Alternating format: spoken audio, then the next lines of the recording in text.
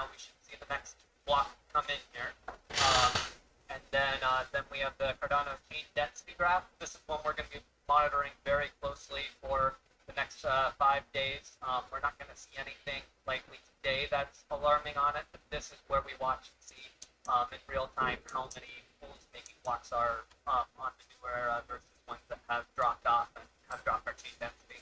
And then the protocol version. This will delay probably about 5 minutes because it's a running average on my graph here. But I get a block in. So Sam, we've had a fairly good proportion of SPOs upgrade their nodes. Yes, it was last I checked over 85%. So we're looking pretty good there, and it's probably even higher than that. Keep in mind that was running averages over the epochs that I was looking at. So if people updated later in the epoch, that number's going to be skewed a little bit down. So yeah, we're pretty confident we got enough SPOs upgraded. So when will we start to see something? What should we be looking at? Something seems to be ramping up there on the right hand side. Yeah, ignore that. That's mathematical, interesting rounding errors, basically. But chain density, there fluctuates. It's lately been around 100%, which is amazing, considering we've had times when we're at like 90, just below 90 in the past, where people didn't shut down their pools correctly, things of that nature. So we're very happy with how well people have been responding with their pools. So what we're primarily looking for is a bump on this Cardano spot height right here, which is fairly flatlined right now, but like we said, this is something we kind of expect in the epoch boundary. And when will we know the name of the pool which has made the first block of the new ALONZO era? As soon as this thing bumps up, we can check on an Explorer and find out what that pool is. Okay, fantastic.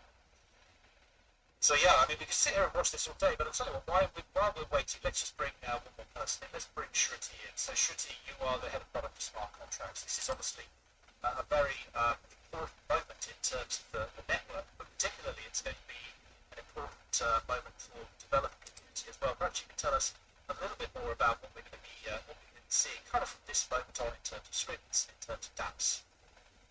Indeed, this is the beginning of the new era. We expect a lot of development to actually accelerate from now on moving forward.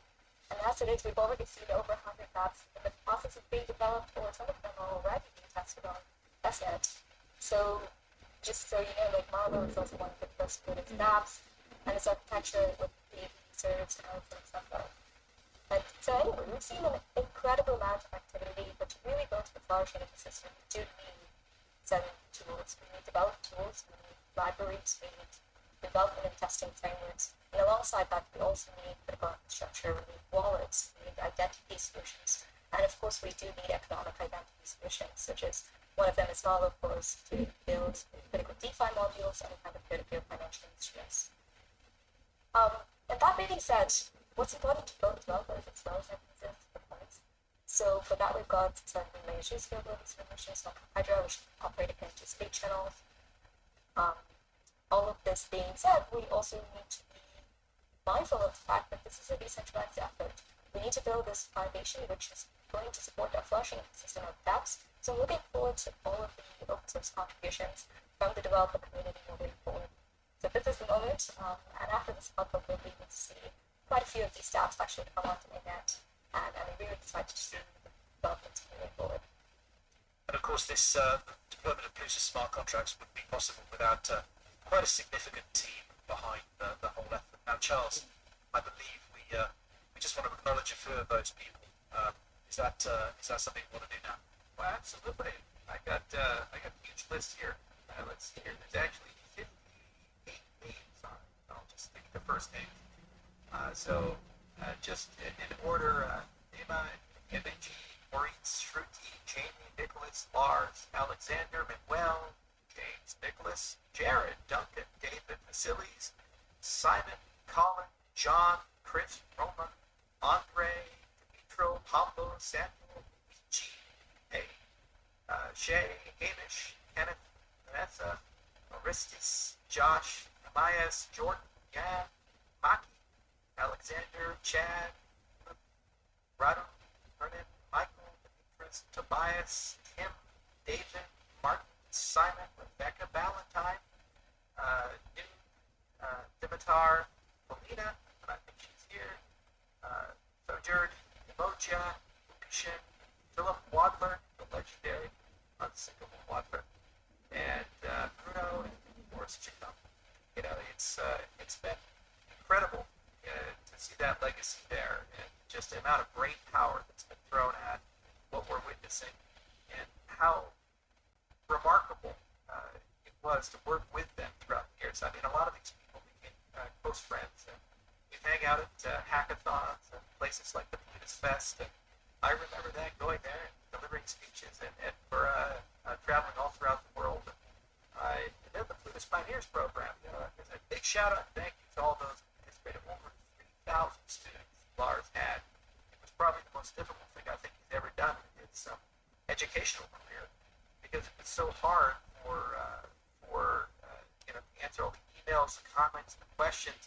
But he stuck through it to different cohorts, and it was remarkable to see those cohorts actually mature, grow, ask great questions. A lot of those questions ended up on the Cardano Stack Exchange, and then of course the development partners.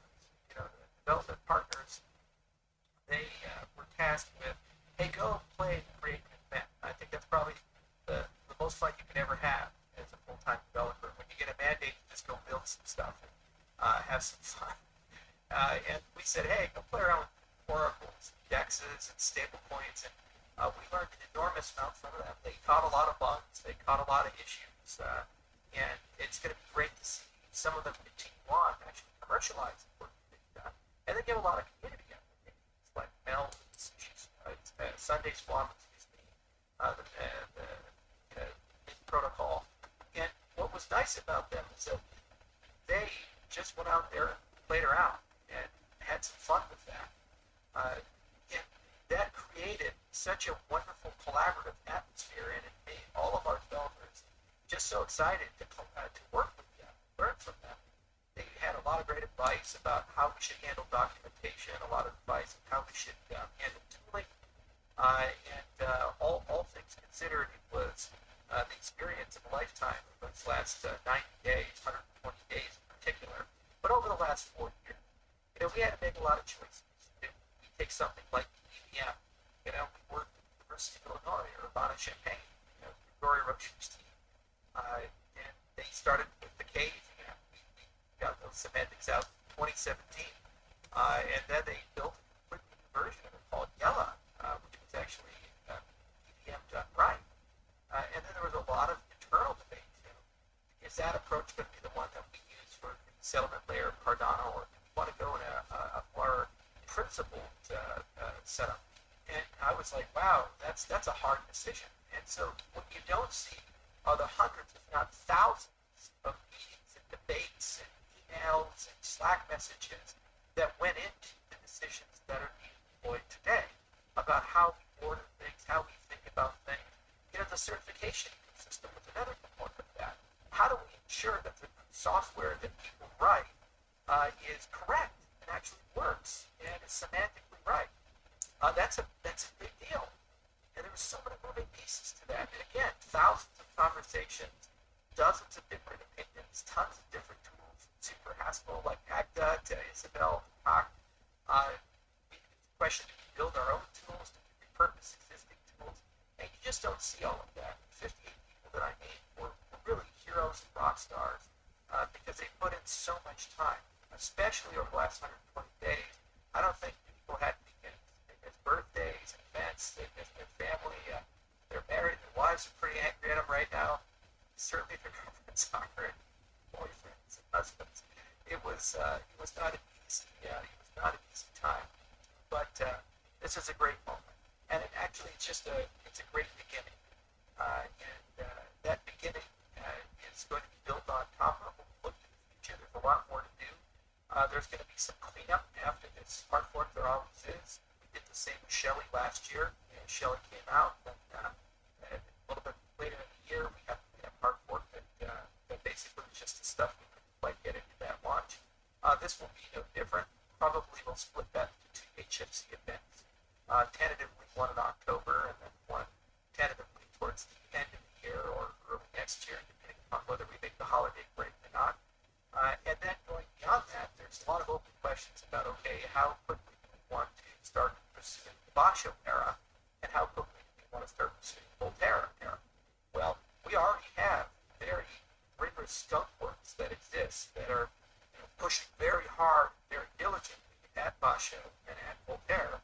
There's probably more than 30, 40 people on each of those, internally and externally, who have been chipping away and building and hammering Voltaire and Basho.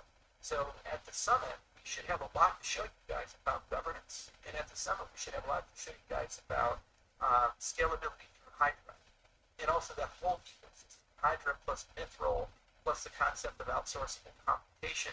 And again, just like the development of Plutus, and just like the development of the extended XO model, it turns out there's dozens of good ways to do this. And what's really fun about Cardano is that we built it with maximum interoperability and flexibility. So we have principles at the base layer, but it's going to be relatively straightforward to kind of put these pieces together in just the right sense in order to ensure interoperability. Kevin, is there anyone, or Ramona, or Flora, that you guys want to thank in particular? Because you worked so closely with engineers in the last 90 to 120 days, and I want to make sure we don't miss anyone. Charles, I didn't want to interrupt you, but we are in Alonzo era. There is a consensus of our nodes, and all of them have come together, and the epoch is now in 290. Congratulations, everyone. We made it. I talked right through a whole era. People say I talk too much. He died for a costume change as well. Congratulations, everybody, and congratulations also to the whole community. We really, really wouldn't be here all the way through from the Shelly ITN to get to this moment. Every community member who's been part of our thriving NFT ecosystem already, this really has been a joint effort. So thank you to all of you as well. Maybe we'll have a whiskey in a moment, but Ramat, just before we do, as CTO, what does the future of smart contracts look like in Cardano? Why is this a special moment for you? It's a special moment because it's the beginning, right? We just launched the first version of the language, and it's just opening at the end. We'll release many new features in the coming months, and we'll listen carefully to all feedback to improve our language.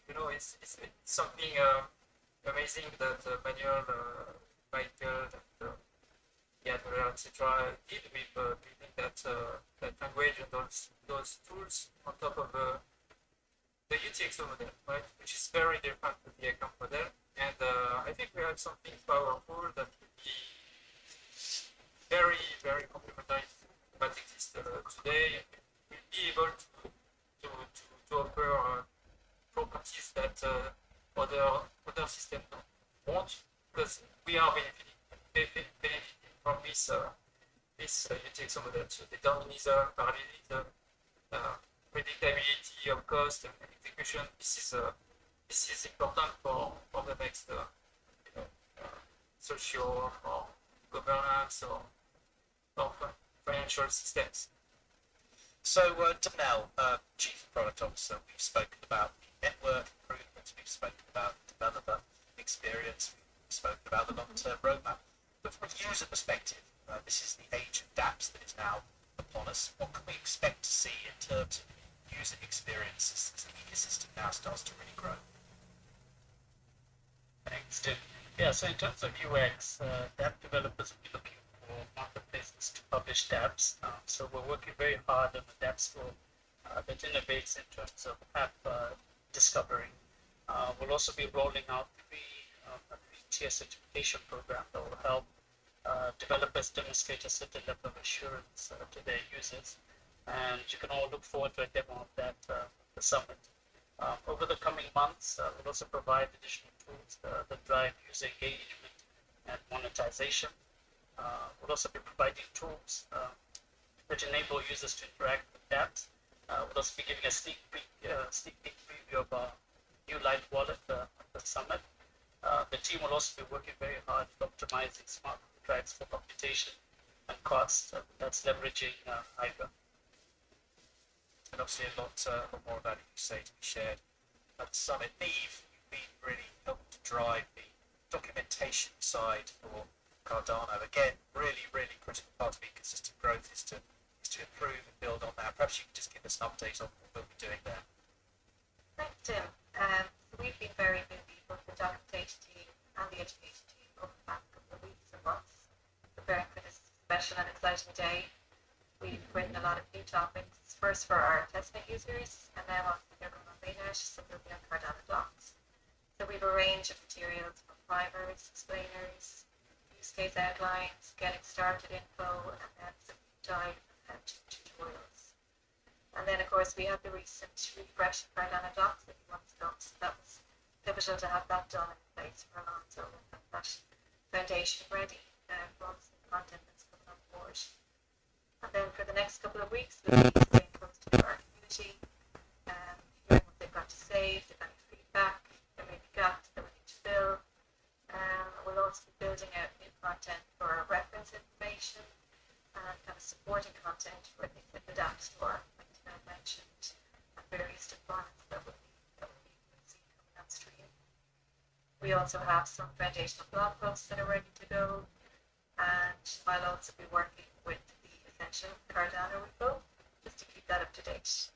So the Essential Cardano repo, of course, for those of you who haven't checked it out yet, we're mapping the ecosystem via crowdsourced repo on GitHub. So as we start to see more projects come online, more projects go into development, if you're building on Cardano, make sure you put a pull request in. We want to map this whole ecosystem as it goes and as it grows. I think it's maybe time for a small glass of whiskey. Charles, perhaps back over to you. And I think maybe we have to ask the question, how is the lobster feeling? Well, this lobster is pretty sad because he's been going through the desert. He has no name. And I was thinking, it would be really cool if we had some sort of large distributed computer that could run some sort of program that large amounts of people who are passionate and excited about could participate in to name said lobster. What do you think? Nameless lobster. Oh, nameless lobster. Oh, there we go. So, if there's some brilliant programmer who's like an expert flutist and he spent months of time teaching people to produce flutist code that can somehow name the lobster, it's such a person step forward for me. Maybe Lars. I don't know. What do you think, Lars? I think it's a great idea. And of course, it's not completely trivial because one of the great things about Plutus is that everything is deterministic, so no nasty surprises, failing transactions that you have to pay for. So to get this randomness, to pick a nice random name for the lobster, you really need the help of the community. So I came up with a Plutus contract where we gather 500 votes, random numbers from the community. And once these 500 votes are in, the name for the lobster will pop out. And I just deployed this contract, so it's running. I already tried it. I cast my own vote, so ready to go. You're telling me this lobster is one of the first smart contracts to run on Cardano? Yes, I tried to do it as quickly as possible. I'm not sure whether I'm the first, but certainly one of the first, yes. There you go. There you have it. And if people want to participate in the Great Lobster Naming Competition, how do they do so? I created a little GitHub repo where everything is explained, so you can see the code, and there are also scripts that you can use to create suitable transactions to participate. So the idea is the current states it somewhere, and then you create a transaction that updates that. And after 500 people have done it, there's a final transaction by us, and then the name is fixed, and everything is explained in this repo. And I'll also tomorrow record a video where I go through this voting process so that it's as easy as possible. There you go. All right, you have it, guys. So, short order, Cardano is going to name the Cardano lobster. Then after that, we have to create a whole cool backstory. He'll go through like a weird phase in the 80s with drug abuse and all kinds of things. It's going to be cool. I guarantee you, we're going to pull it all together. It's going to become the hero mascot of Cardano. So, Speaking of drug abuse, god damn, this Gordon McFall whiskey is good. Rama, you didn't tell me it was going to be that good. 38 years old, 1983. How about that? I don't know. I never tasted it. He just gave you the bottle. Just roll the dice. But excellent. I think it's time you probably all enjoyed a glass of whiskey. If you fancy doing the lobster challenge, we'll drop the link into the YouTube show notes for you. I suggest you have a go at it before you drink too many whiskeys. I think we're going to enjoy a few as a team now. Look, thank you very, very much for joining us today. Remember the Cardano Summit on the 25th and the 26th of September. Lots more stories to tell, lots more news to share, lots more on the future of Cardano. But thank you to each and every one of you for bringing us here together so far, and here's to a bright future. Charles, do you want to close us out just with a couple of final thoughts? Yeah, just very concisely, briefly. This is just a beginning, never an end. It's an endless journey. It's an endless river, and it's defined as much by the friends that come with you than what you intend on doing and where you intend on going. There's been a lot of unanticipated things on this journey, and there will be many more in the future, but they've all been worthwhile. And all those diversions and events, they've made us stronger, better, and they've really given us a lot of love.